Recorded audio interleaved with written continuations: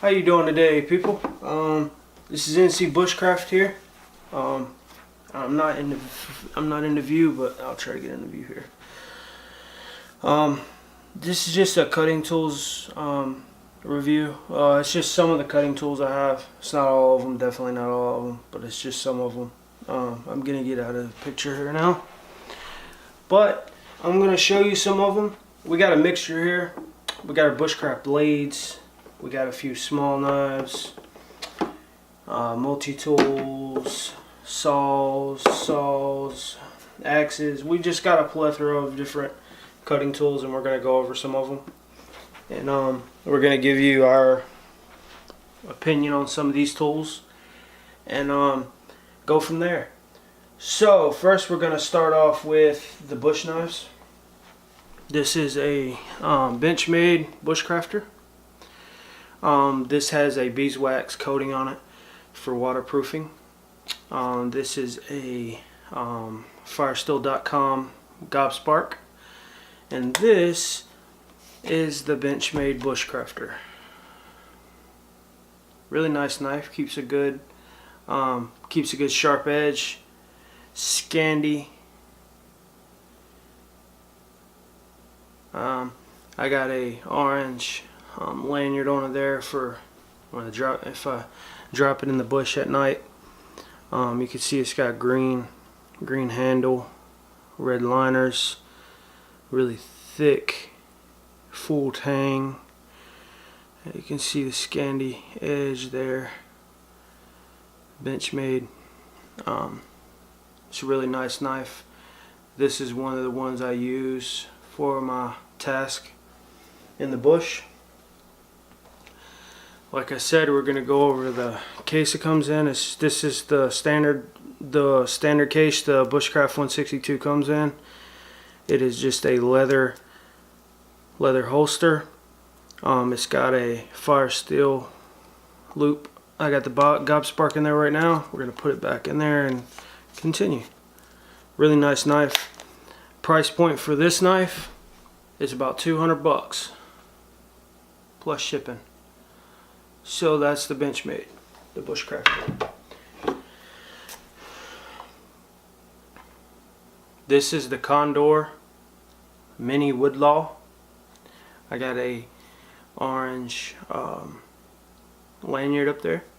This is just like the Bushlore, but a little bit smaller. I'm gonna try to show you how it fits in the hand. This is my hand, and this is the Mini Bushlore. We'll show you what it looks like.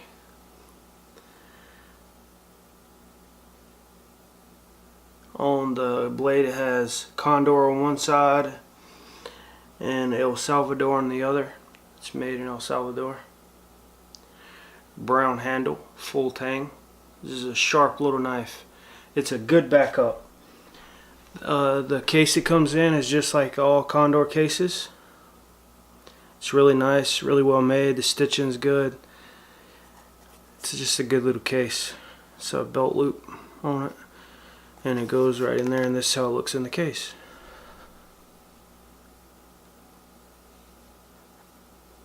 Good little knife for a good price. The price point on this is about 40 bucks. About 50 bucks actually. This is the Leatherman. This is a Leatherman Wave. This is the silver version. It is the Leatherman Wave.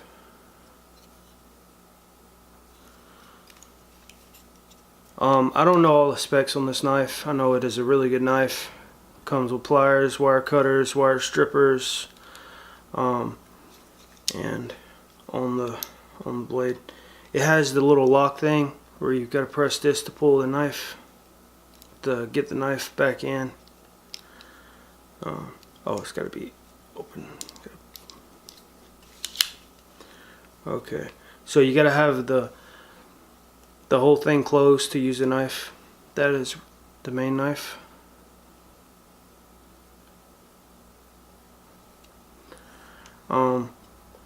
This is the file. It has a diamond file. It's a thick file. So it has a knife, a file, and that's on one side. The other side is a serrated knife. And on this side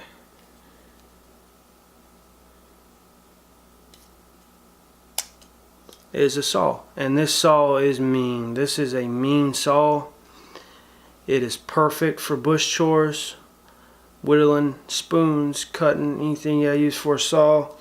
And then mixed in here is a bunch of different things the Wave has. It's a bunch of stuff. I'm not going to go over everything, but that's the Leatherman Wave. And we're going to put it back in there, and that's what it looks like in the case. And that's the Leatherman Wave. This is a Silky Pocketboy. This is not the case it comes with. This is a case I had made. This case is made by Badger Claw Leatherworks. It's a really good case. And this is the Pocketboy on a orange lanyard. This is the Pocketboy itself. And this is a really good saw. Silkies are my favorite now. The Baco's still a good saw, but Silky's the best. Regular sawing is like that, but it has a handle you could press where it says press, and you can put it up. And that way if you're cutting, it locks in. That way if you're cutting something on the ground, you can get down in there without having to get under it or be right up at the thing. So that is the Silky Pocketboy. Good saw. The only thing is it cuts on the pull stroke, so you could break the saw. I've actually broken one of these blades when I first got it because I didn't know how to properly use the saw. But that's the Silky Pocketboy. And the next one up is my personal favorite. This is the Silky Gomboy. That's the Silky Gomboy. And it's just bigger. Pretty much the same thing, it's just a bigger version. It also has the, see it's locked in, it also has the deal where you can pull it up, that way you can saw something level with the ground. And that's the Silky Gomboy. Another look at it. Silky Gomboy. And this is one of the main axes I carry. Has a orange lanyard. I use orange lanyards in case I drop it in the dark. This is a Gransfors Bruks small forest axe with a Badger Claw Leatherworks collar and mask.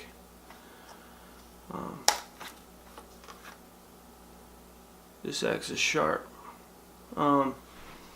As you can see, the blacksmith that made this axe is TT. I think it's Thaddeus. I'm not exactly sure. I'm not going to butcher his name. But this thing holds a perfect edge. This is just one of the best axes I've ever had. This collar, both the collar and the mask, has been treated with beeswax. That's why it has a darker color. But it's perfect fit, in my opinion. This axe is, I have 3 of these axes, and this is the main axe I carry, because with that Gomboy and this axe, there's pretty much nothing I can't accomplish. If it's in the dead winter, it doesn't get seriously cold here in North Carolina, so even in the dead winter, I can pretty much achieve any task I need and stay warm pretty much all winter without having to have anything bigger. That is the cutting collection that I generally have, that I rotate in and out. I don't carry everything. Generally, I'll kind of show you what I carry on a trip. I'll carry the Gomboy and the axe. Generally, if I need to cut a lot of wood, or I'll carry the axe, the Pocketboy. I keep the Pocketboy on my belt, so a lot of times I'll have this. unless I need more wood. A lot of times I'll carry this knife and this knife, one for my wood task and one for cooking and every other thing I need. But that's some of my cutting tools. I'm going to show you a few more that I don't use all the time.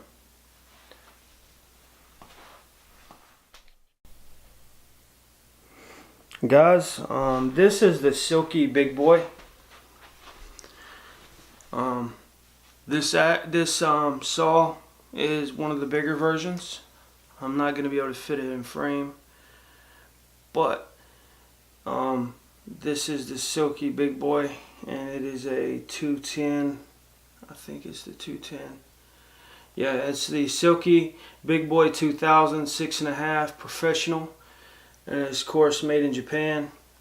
It's, you know, of course, the folding saw. It like all the other Silkies, it locks in at this and then it has the button that you can press there, and it comes off the ground just like the other ones. So if you need to cut something, you can cut it without being trapped or close to the ground with things in your way. And it is, like I said, a folding saw. This one is in orange handle, really good for the dark. Of course, I did put an orange lanyard on it just because that's my preference. I put orange lanyards on just about everything. But this saw is just like the other ones. It cuts on the pull stroke, so you can break it. I'll get you a close up on what it says. But you can break it just like the other ones. And I've never broken one of these blades, but I'm pretty sure it will happen. This is the Silky Bigboy.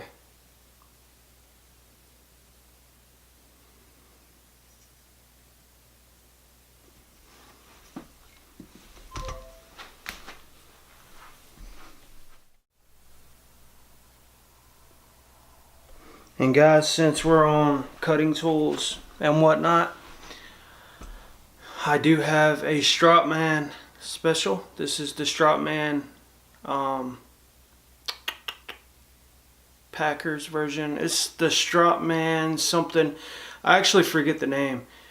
It's one of the backpack versions. It is 6-inch. They do have an 8-inch of this version as well. I'm not going to give you a price because it was so long ago when I bought it, but I got this strap as well as the green compound and the white compound. This has a coarse side and a fine side. This is the Strapman strap. I figured this was a cutting tools video. I'll show you what I carried in the field with me to strap my knives. This is not my main strap. This is my backpacker strap that I carry. I do also use a whetstone, so this is just my strap. So yeah, that's the strap. And while I do have the video running, I will go ahead and make a couple of passes on the strap. I'm going to go ahead and say, because I'm pretty sure I'm going to get some comments saying this, I'm not perfect at this. I just do it my way, and that's the only way I know how to do it. But you hold this level, you will put your knife on there. This is how I do it. And you will get it, since this is a Scandi, you'll raise it up and then you'll go. And then you'll come back on the other side the same way.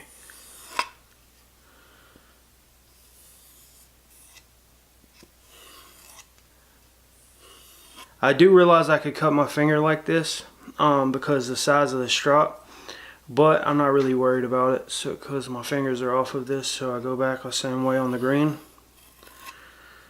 and do the exact same thing. And eventually, if you have done this properly, you will have a good strap job on your knife if you've used your whetstone properly or you've grounded properly. So that's my strap. I guess while we're showing everything, I will go ahead and show you some of the stones I use to get a good sharpness, good sharp edge on my knife. I'll be back with you in 1 second. Okay, so I'm back with some of the sharpening stones and stuff that I use.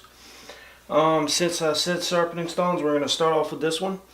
This is a king stone. 1000 grit, 6000 grit.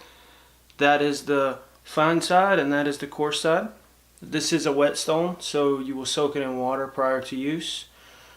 And I have not done that, so I will not demonstrate on any of my knives because I have not soaked it prior to use. But that is one of many of the stones that I carry. I generally use king. That is the king stone. So next up, this is a backpacker's. I believe this is the DC3. I actually thought I grabbed the DC4, but this is the DC3, one that I keep in my canteen carrier or my backpack. I'll show you. This is a diamond sharpening. That is the diamond side. This is the DC3. I've bought several of these. They do fall apart. I do not know if I'm going to buy another when this one's actually new, but when it's done I don't know that I'll buy another. That's the case it comes in. As you can see, it says Fallen Ivan DC3. Okay, next up, this is one of my personal favorites. I have several of these because I keep them in different packs, so I don't have to worry about taking it out. This is my my axe puck. This is a Gransfors Bruks. It's made in Sweden. It is a grinding stone. It's an axe puck, of course. So this is made in like a rubbery deal. This is the fine side, and this is the not fine side. And again, my axe is already razor sharp, so I will not demonstrate. What comes in this, it comes right apart and it goes back together just like that, and that's how you carry it around. So that is some of my stones and stuff I use. That is some of the cutting tools I use. I hope you enjoyed this video. If you did, give it a thumbs up, subscribe to me. I hope you have a good day and have a blessed